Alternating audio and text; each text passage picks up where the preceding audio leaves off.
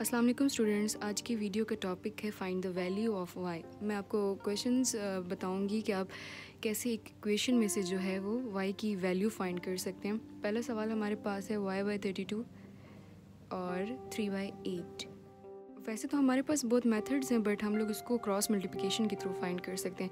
Cross multiplication इस तरह हो जाती है, y को मल्टीप्लाई कर दे 8 के साथ और 3 को मल्टीप्लाई कर दे 32 के साथ। ठीक है, 8 मल्टीप्लाई बाय जब y हो जाएगा तो 8y आ जाएगा। इसको हम वैसे ही रहने देते हैं 3/32 ताकि आगे कटिंग में हमें आसानी हो। इसके बाद से कहते हैं कि अगर यहाँ पे मल्टीप्लिकेशन में 8 है तो जब इक्वेशन से इस तरफ आएगा तो वो डिवीजन में चला जाएगा। यहाँ पे y रह जाएगा 3/32 और नीचे इधर मल्टीप्लिकेशन में था, यहाँ आया तो डिवीजन में चला गया। 8 1 ज़ा 8 और 8 4 ज़ा 32।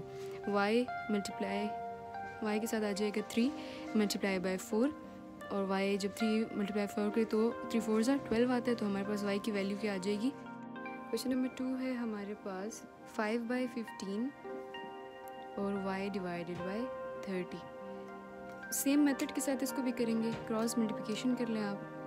30 को मल्टीप्लाई कर दिए 5 के साथ और y को मल्टीप्लाई कर दिए 15 के साथ, यहाँ पे आ जाएगा 15y। और इसको फ़िलहाल ऐसे ही छोड़ देते हैं कि आगे हमें कटिंग में आसानी हो। ठीक है, यहाँ पे मल्टीप्लाई में है 15, जब इक्वेशन किस तरफ जाएगा तो डिवीजन में चला जाएगा।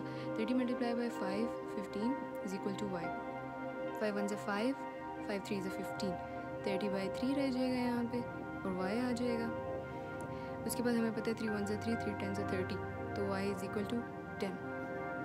इसके साथ हम एक और सवाल कर लेते हैं। हमारे पास इक्वेशन है, इसको भी क्रॉस मल्टीप्लिकेशन के थ्रू कर लेते हैं। ठीक है, 5 मल्टीप्लाई बाय y और 4 मल्टीप्लाई बाय 20, 5y आ जाएगा यहाँ पे। 20 को 4 से जब मल्टीप्लाई करें तो उसको हम ऐसे ही रहने देते ताकि आगे हमें कटिंग में आसानी। यहाँ पे मल्टीप्लिकेशन में वहाँ जाएगा डिवीजन में हो जाएगा।